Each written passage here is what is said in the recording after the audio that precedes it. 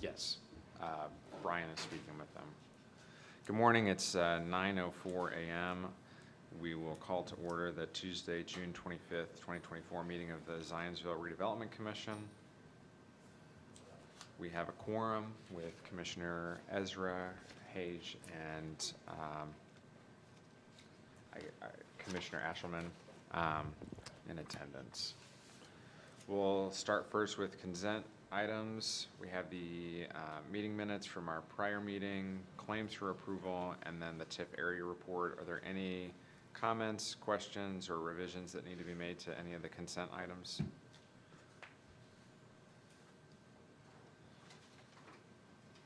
Corey, the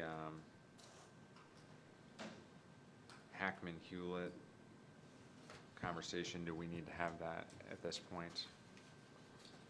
I think what we should do is add that under additional business later in the meeting, since it is an amendment to an agreement rather than claims. Okay, so but there is a claim on for June, and then the other item would be the addendum to his engagement letter? That's correct. Okay, great. Any questions or comments? Is there consent to adopt these items? Yes. Consent? Okay. Seeing no objections, those items are approved by consent. And we'll move next to the director's report. Okay. Good morning, commissioners. Corey Sharp. John, would you mind setting up the Elmo for me? This guy?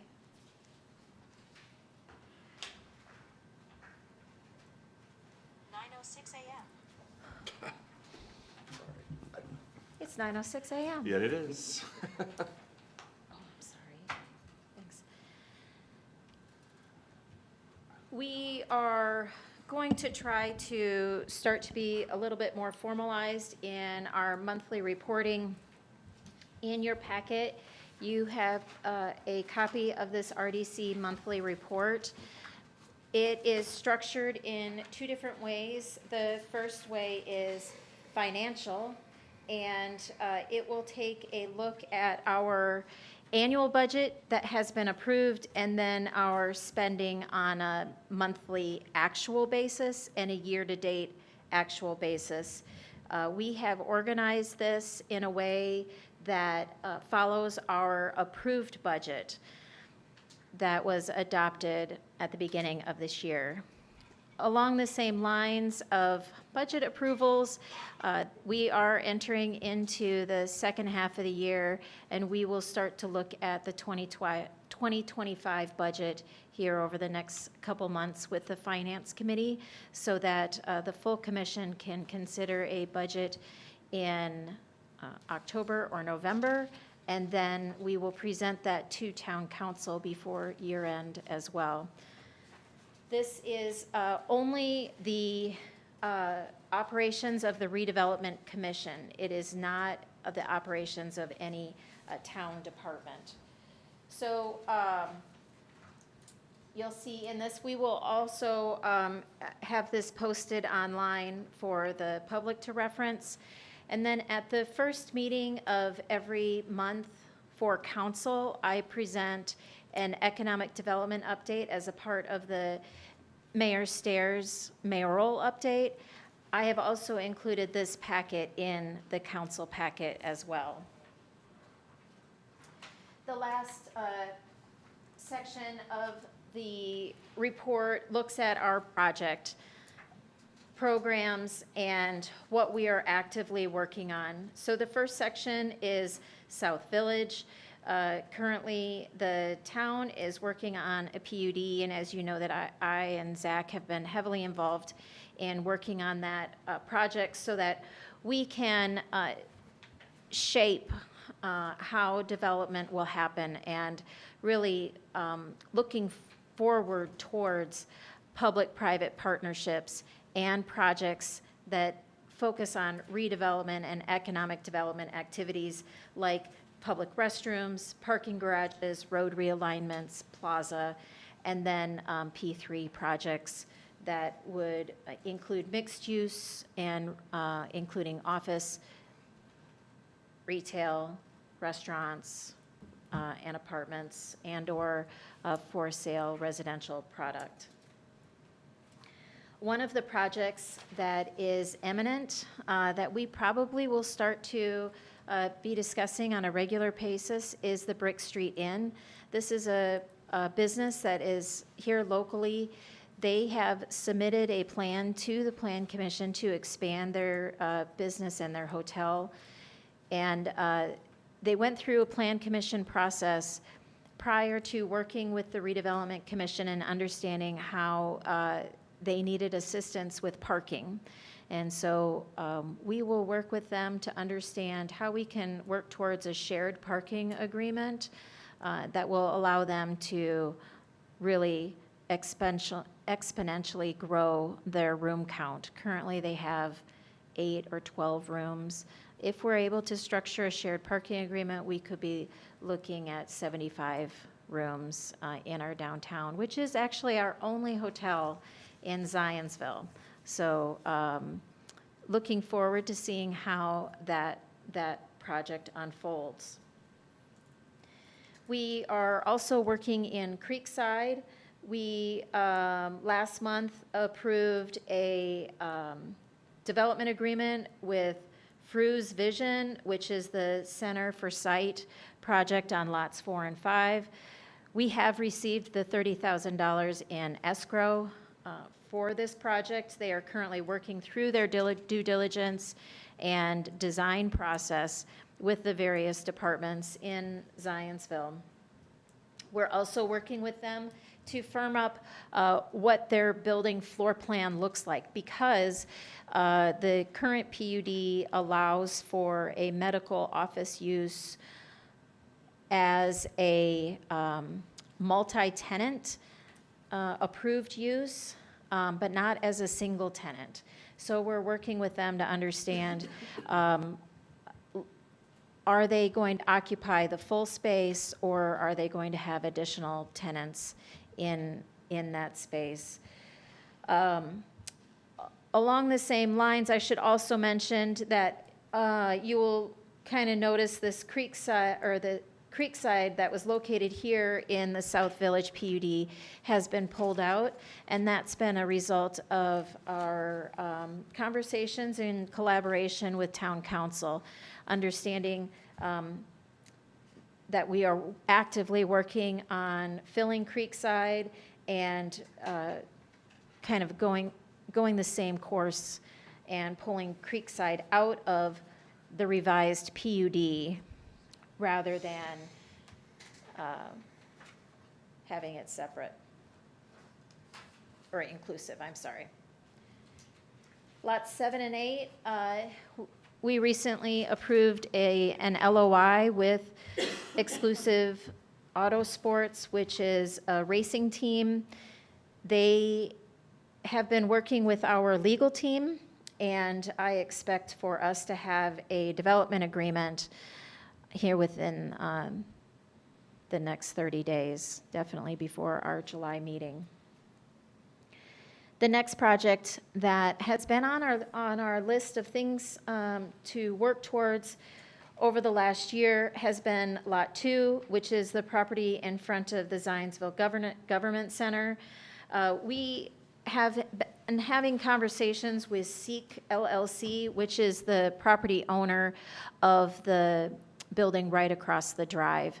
So our next step is to sit down with our collaboration partners on Town Council and figure out how we can work with them and structure a public-private partnership to fill this vacant lot in front of Town Hall. The last 2 pages are our recently approved Wild Air and Sentry. It is an update on those projects, an overview of what those privately developer-issued TIF bonds look like. Sentry is working on setting a closing date July 2nd, so you all should receive documents that we need to have signed for them to close on their bonds. And that concludes my director's report. Great, thank you, Corey. Any questions on the report? Seeing none, we'll move to our next item, which is old business, the parking study for the South Village. And my understanding is that the Finance Committee has been working to review some proposals, and I'll let whoever wants to take it. I think, and help me, Corey, with this, but I'm pretty sure that we have decided or to endorse Hitchcock Design. Hitchcock, yes, I'm sorry. And I will say that we believe that Hitchcock is going to provide, hopefully, a lot more information for the parking study for South Village and for the village in general. And we really believe that that is the company that we should move forward with. Is it the same proposal that we received back in April, or has it been revised? I believe it's. It has been revised. It has a decreased fee of $42,700. I believe this was a deduction of $5,900 off the top of my head. Okay. And remind me, Corey, this is the firm that did the Naperville study? That's correct. They did not do our study. Correct. That's Correct. correct. Okay. We talked about that at the committee level and thought, we talk about parking studies so much, and having a different set of eyes. It was really more comprehensive. It's a little more expensive, but the value, I think, is worth it, we felt like. We believe that there'd be a little bit more ability to have consulting too through this study than maybe some of the other ones, so. Okay. And we had how many other proposals that were reviewed? Two others. So Three total. Three total. Three total. Yeah. Okay. And those are also included in your packets Yes. for you. Yeah. All right. Any further questions? Is there a motion? I'll move that we engage with Hitchcock Design Group on the Zionsville parking study. Second. It's been moved and seconded. Is there any other comments or questions? Seeing none, all those in favor of the motion signify by saying aye. Aye. Opposed, same sign. Motion carries unanimously. Next item on new business will be letters of interest on lots in Creekside Corporate Park. And I see that we have one letter of interest on Lot 9, and I would introduce Mr. Chris to kind of talk through the LOI, and I see that we have Mr. Killinger here from the entity that submitted the LOI. Yep, so with respect to the, excuse me. I'll try to use this, this fancy, Elmo. Turn it on for you. Sorry, I'm in my 50s, this is very confusing to me. So, That's old school. That is old school. really, this is old school, well, then it just shows how old I am, because I think that's very new school. So in your packets is the term sheet that's been submitted by Intelligent Living Solutions. I think everybody on the RDC's had a chance to review it. The letter of intent speaks for itself, but I think there is some collective desire to consider some additional terms, such as setting a set negotiation period for a binding development agreement, and would love to have the RDC's thoughts on what that might look like. That's certainly one of your decision points. And then also, based upon the collective experience of the RDC on other Creekside development projects, to kind of accelerate the timeline, to examine sources of funding for a project and project capital stack. Traditionally, that has been something that the RDC has examined once a development agreement's been signed. But I think there may be some, it may be wise to reconsider that and to push that into an inquiry that the RDC examines prior to the execution of the development agreement. So, those are, I think, the two issues that I would recommend the RDC consider in addition to, the substantive terms that are in the proposed term sheet. Brian, if I may ask, we are talking about the set negotiating period within this agreement at 90 days, correct? That's certainly your option, yes. Okay. Yeah, we can, you can agree to whatever, you can propose, whatever you would like to propose. The RDC's form term sheet, and again, this is not on our form, it was independently submitted, but our form has that concept in it, so. Okay. And remind me, what is that term? The due diligence period is on our form, what is that? The due diligence period, that's separate actually from the negotiating period for the final agreement, and that has fluctuated depending upon the needs of the project. Sorry, am I talking about something different than what you were just talking about? Probably. Yeah, it's, as a development attorney, yeah, those are two really different concepts. Like, Yeah, and that's I think- my fault. yeah. I think what we're talking about is the negotiation period, in which is you'll take the property off the market, negotiate, a binding development agreement with Intelligent Living Solutions. And so this what's before you today doesn't have that concept in it. Okay. Okay. And you said 90 days.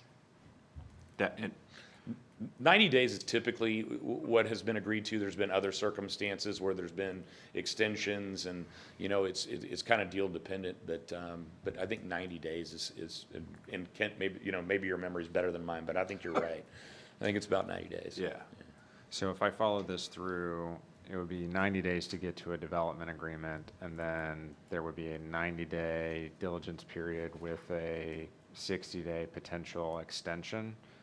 Well, I So- think the diligence period would be something set with, that's usually, there's a diligence period within the development agreement. Yeah. And so that's when, plans are, when that's when real money starts being spent on architecture and engineering and plans that cost a significant amount of money. It's really, that's what happens usually during that period. Okay. At the risk of confusing us even more, 30 days after the expiration of the due diligence period, closing shall occur. So can you just walk us through the days from the date that this were to be executed to the date that closing will occur? Yeah, so it probably is easier to look at it in terms of what our how our development agreement's structured. And that's how we've structured that's how the RDC structured every Creekside deal. And that is, there is this development period where the project developer develops, more set project, very concrete project plans, specs. They obtain their land use approvals. They obtain binding financing commitments. And so then they come back after the end of the due diligence period to the RDC, and that's when the RDC makes their final decision on whether to proceed with the project. And so you'll have a nice bundle of every conceivable piece of information that you'd want to know in order to move forward with the project, and that you're going to get the project that you think that you hope that you're getting based upon what you've agreed to. So I would look at that. So for the RDC, the end of the due diligence period is that's an exit ramp for the RDC if there's just something that just simply doesn't work, or something that has changed significantly from where you stand when you execute the term sheet. So then 30 days later, that would give them, the time to also get their ducks in the row on closing. Yeah. It's not in this letter, but we typically have an exclusivity provision in our form that pretty much, outlines that we're taking this off the market and we're pursuing this deal. And that's not in this. Is that something that we could have added as part of any kind of approval? Yes, and I would recommend that you do so. I mean, even though it's more of a benefit to the developer, but it's also beneficial to the RDC and to the town to provide clarity. I've been to a lot of rodeos where there's confusion on what offer was submitted and who's negotiating with who, and those are not fun or cheap disputes to resolve. So my preference, based on my experience, is to have clarity. So all right. So the first part of this function, we're also going to ask, and please correct me if I'm wrong, that the complete ownership lineup would be disclosed, correct? Is that how I understand it? And it disclosed to the RDC, and that is private information. Well, you can designate it, and I would strongly recommend that you do, because it's very, very common, is to designate it confidential information. There's a specific safe harbor provision in the Indiana Access to Open Records Act that grants the RDC or other governmental entities the ability to keep that sort of information confidential for their review to make a decision, which it makes all the sense in the world, right? Okay. Because nobody would want to, provide Right. confidential business We information. wanna keep that if it confidential. could be disclosed. So, Yes. but that's a very well-established express carve out to the Open Records Act. Okay. Any other questions or comments? And So- we incorporate that already in our development agreement. Okay. That's, those confidentiality provisions are in the development agreement. And that's part of the due diligence that's completed. Yeah. Correct. So if I'm capturing all of this, we would want to suggest amending this letter to include an exclusivity provision and to set a 90-day negotiating period, and then also to request or require that the kind of the capital stack and all the equity investors in the project are disclosed to the RDC under safe harbor provisions of the Open Records Act. Correct. The only slight tweak to what you just said is to put, to take we're not going to amend this LOI, we're going to put it on our form. Okay. Yeah. Got it. Is there anything else that I missed from the commission? Okay. Is there consideration of extension of those time periods, or do you just want to cap it at the 90 days? You can always go back and extend it. If, we get to, say, day 45 and there's reasons to extend it, you can. But you don't have to do that now. You don't have to later. do it now. Okay. All right. You can do it. You can do it later. Yeah. Okay. Well, Before we accept, go ahead. before we entertain a motion, I do want to recognize Mr. Killinger to come and talk about his business and his interests in Lot 9 and kind of, put that on the record. Yeah.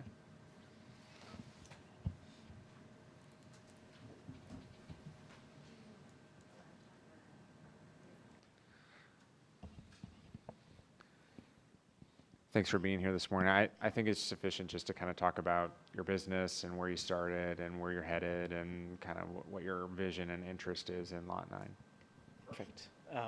Thanks, Commission, for hearing me today. So Intelligent Living Solutions was a Zionsville grown business, started in 2013, and have our roots in the ZWorks community. So we initially did the network infrastructure and access control and those types of things at the ZWorks facility. And that space on Cedar Street is our current automation experience center. So Intelligent Living Solutions designs and installs technology for the home and business, encompassing all types of low voltage technology, security, access control, cameras, audiovisual, those types of things. And we've developed a presence in not only Zionsville, but the Midwest as a destination where people come to see the latest and greatest in automation technology. And we want to maintain our business in Zionsville as the hub of that. And our current space on Cedar Street, we're outgrowing that, so we've had to move our production and other office staff off-site. And we'd like to bring those things back together. And the Creekside lot offers the opportunity for us to do that with the Lot 9 expansion. So that is our intent, is to have a automation experience center, our corporate headquarters, as well as some other rentable space for other tenants on that property. Any questions for Mr. Killinger? Where's your off-site location? Yeah, it is on Vincennes Road in Indianapolis, kind of by Michigan and 465, right by Costco and Embassy Suites over in that area. Any further questions? Thank you so much. You're welcome. Is there a motion? Make a motion to approve the letter of intent, subject to a revision related to the exclusivity provision, the inclusion of a 90-day negotiation period, and the disclosure of the ownership structure and proposed capital stack, which will be kept confidential, subject to the safe harbor provision of the Indiana Access to Public Records Act. I'll second. It's been moved and seconded. Is there any further comments or questions? Seeing none, all those in favor of the motion signify by saying aye. Aye. Opposed, same sign. Motion carries unanimously. We're looking forward to working with you. We'll move next to other business. The July meeting date is on our list. And Corey, it's currently scheduled for July 23rd. We've talked about exclusive auto and the potential for there being a development agreement to review and potentially approve within the next 30 days. I mean, do you want us to look at calendars, or we're Yes. missing 2 of our members? Right. I had added this to the agenda just based on our last meeting. There was kind of a discussion on whether we wanted to have the July meeting. We'll have business for the July meeting, if not before then. And so you can either continue to keep the date as is or skip it. I didn't know if certain members had vacations planned. I will be around. I'll be here. I don't know. You will not be? You will not be. It looks like we need to look at the schedules of other commissioners, because currently, as constituted, we won't have a quorum. So maybe we just send an email out and see what date, if that date continues to work, or if we need to move it to a different time, or if we want to cancel it and just pick things up in August. It sounds like there's options. Yeah, we can do that. Okay. We dealt with the parking study, but the finance subcommittee, is there anything to report? Well, we had a meeting, and we went over claims. We've approved all of those. I'm just looking at my notes here.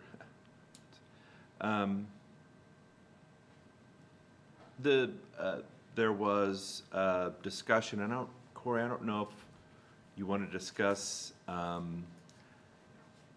we discussed the parking study. Is there anything within the meeting else that we need to discuss? The village restrooms or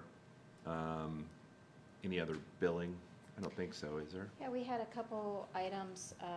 I think probably the village restrooms, just to tee that up.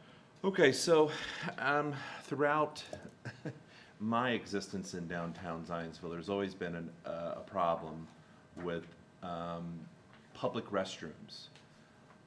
So it was looked at to possibly bring in trailers so that there would be a more permanent situation with restrooms, but unfortunately, that was going to be prohibitive in cost. I think the number was somewhere around $7,000 a month. And so there is a tentative agreement. Well, first of all, that was kind of put aside. We decided that was probably too much. There is a tentative agreement to use the old town hall area and work out a lease agreement, so to speak, for keeping the area clean and the use of it. There would have to be some signage within the downtown area pointing people to the old town hall, which is on Cedar, right? Am I correct in that? Anyway, it's near where the Z-Works, the original Z-Works was. So I think that agreement would be with Bob Harris, and I think the agreement would be somewhere around $1,000 a month. What that covered would be maintenance, really. Maintenance, cleanliness, and making sure that, you know, things are maintained appropriately for the public. So that's your, we're probably looking at, because of the development of South Village, an extended period of time before something more permanent can be built. You know, I don't know what the timeline would be, but this helps all of the businesses downtown. You know, I have people coming in my place of business all the time asking to use the restroom, which we allow, but it's always better if we can have some public restrooms. So I think that is something we're going to accomplish moving forward. Right, Corey? Yes, and while Commissioner Ezra has referred to an agreement several times, I've had a conversation with Mr. Harris. Sorry. I'm always We will work misrepresenting, towards- sorry. We will work towards an agreement Okay. and work towards an official rent and what that rent cost is. The committee had some discussion specifically on what those terms might look at, so that we can submit a proposal to Mr. Harris. What I would say as a business owner downtown is that if we are able to come to some agreement, I think that almost all of the business owners downtown would appreciate it. It's something that it's been in, you know, like I said, I've been there 24 years and we've never really had anything like that before. So I think it would be good. Great, thank you for the update. Yep, that's all. Governance Subcommittee, we had no business assigned and we did not discuss anything new. We approved bylaws at the May meeting, and that was our big work product. And then Commissioner Pierce is not here to provide a CDC update, but Zach, I'll ask if you have anything that needs to be reported from the CDC? No major excuse me, no major updates. We discussed the recently approved grant, went over some lessons learned, how they wanted to proceed forward, looked at a couple options for revising their grant program to meet future needs potentially, and how that can be structured. Obviously, that would be something that we would run by all of you before we would approve it and reopen that program. Okay. But we've at least started the revision process to move it forward. All right. Any questions? No? Thank you, Zach. We have reached the end of our agenda. Is there any other business that needs to be brought before the RDC? Sir, I have Yes. one item. We have been working with Hackman Hewlett over the last couple months regarding the council for the PUD and how it's being structured. We have come up against our cap amount, which was $10,000. We would like to amend that initial agreement to be an additional $10,000 for a total of $20,000 towards the legal counsel associated with the South Village PUD. My understanding, Corey, is that we budgeted $1 million for this, and we've only to date spent like $30,000, $33,000, and so we're not in any harm of bumping up against what we've budgeted. That's correct. Okay. Any questions or discussion? Is there a motion to approve the addendum? I'll move that we approve the addendum. Make a motion. It's been moved and seconded. Any further discussion? Seeing none, all those in favor of the motion signify by saying aye. Aye. Opposed, same sign. Motion carries unanimously. Any further business? Seeing none, is there a motion to adjourn? Motion to adjourn.